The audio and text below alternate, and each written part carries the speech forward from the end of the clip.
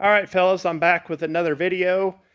This video is a project that I undertook and completed about earlier this spring, and it took about 5 years start to finish. This is a 1974 John Deere 7520. And as with some of my other projects, I was able to mount a Sound-Gard cab from a 8640 onto this tractor. So the whole idea of the project was to get this cab mounted and functional on this tractor. In the process, there's a lot of other updates that I did to make it fit and work the way I wanted it to work and also look.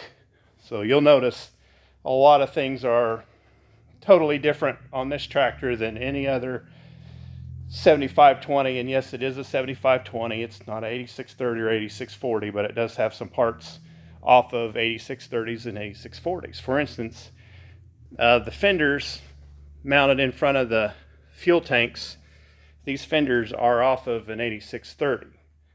The 7520 doesn't have, on the right hand side, doesn't have any steps, of course no fender, so I had the tanks off and had steps made for the right hand side, and then of course mounted the fenders, and they fit really nice. I just had to weld a tab on the front of the tank.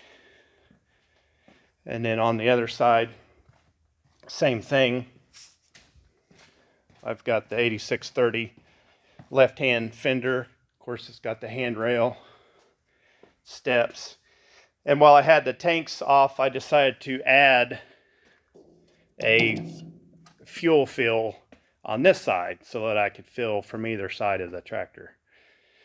Another thing that I did during the process was I upgraded the headlights from 2 round lights to 2 LED bars.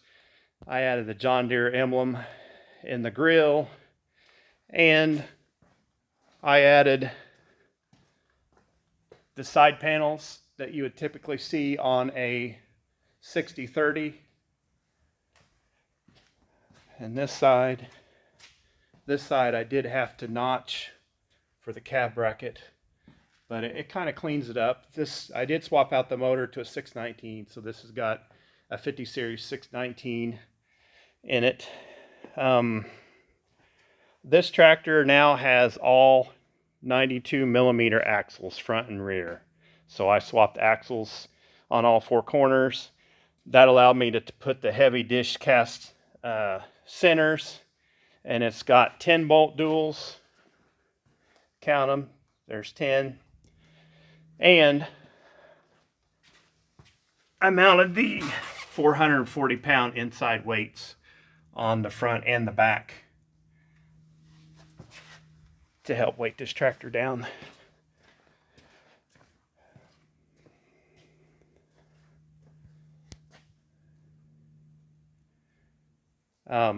One thing that I never really liked about 7520s is most of them don't have fenders on the back. Some of them did have the clamshell fenders. I'm not a fan of the clamshells, so I worked on getting a set of, I think these are 8630 or 40 fenders mounted to the back. You can see I painted the center of the tractor, the center of the fender section, and also the back of the cab. I painted it black. I like the black. I think it sets it off and makes it look, I think it looks killer myself. And then of course I've got dual headlights on each fender. Now back here, this valve stack, I actually swapped out the dummy couplers. The 7520 has the main valve bolted under the back of the cab, and just hoses run down to all the outlets. And so I removed all those, and I was able to mount selective control valves, and they're run by individual push-pull cables. So that's some of the major changes back here. Got a nice large Cat 3 quick hitch that came off an 8650, I believe. Around here you can see where I put the support rod for the 3-point. I actually have to put those through after I put the center section on. All my cables, my shift cables, are all new wiring harness. This tractor uses wiring harnesses from like 3 different tractors to get everything talking to each other right.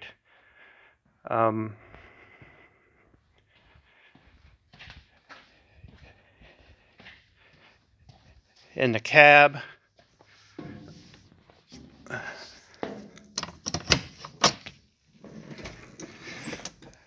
I went with the 55 series brown interior. I really like the look of that.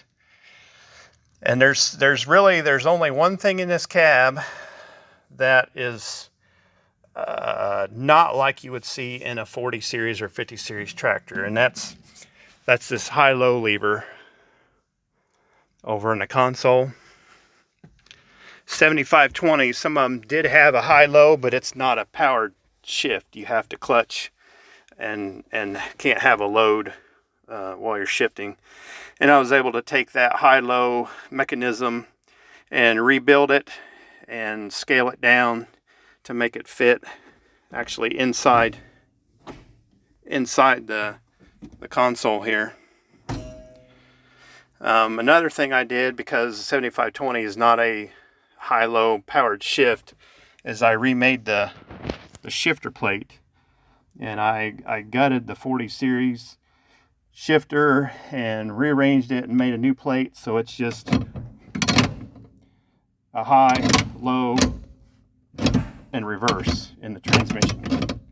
And then you've got A, B, C, D, and park at the rear instead of park at the front like a 40 series would be. A 40 series would have a single lever that shifts everything, and I added a second lever so it would have individual gears.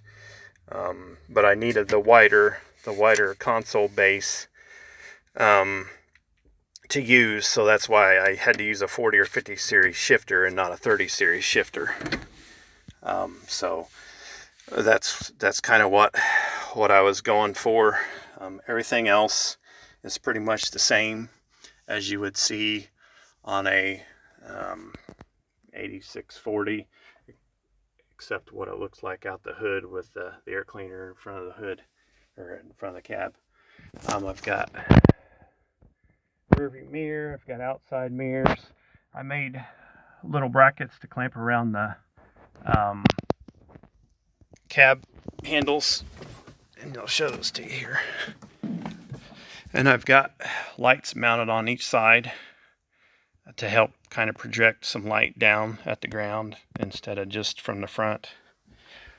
And working on putting the buddy seat in. This cab's kind of wide enough to have a decent sized buddy seat, so I'm making some brackets to do that. And then out the back, looks just like a 40 or 50 series tractor would look.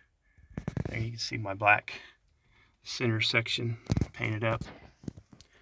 So we'll go ahead and start it, because the last video I made, I didn't start the tractor and people got angry. So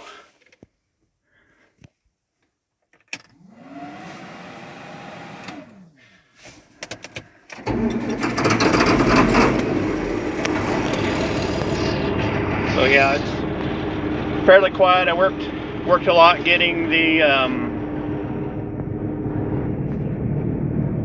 sound deadening. So lots of sound deadener under the cab, in the cab, behind the upholstery, all over the place.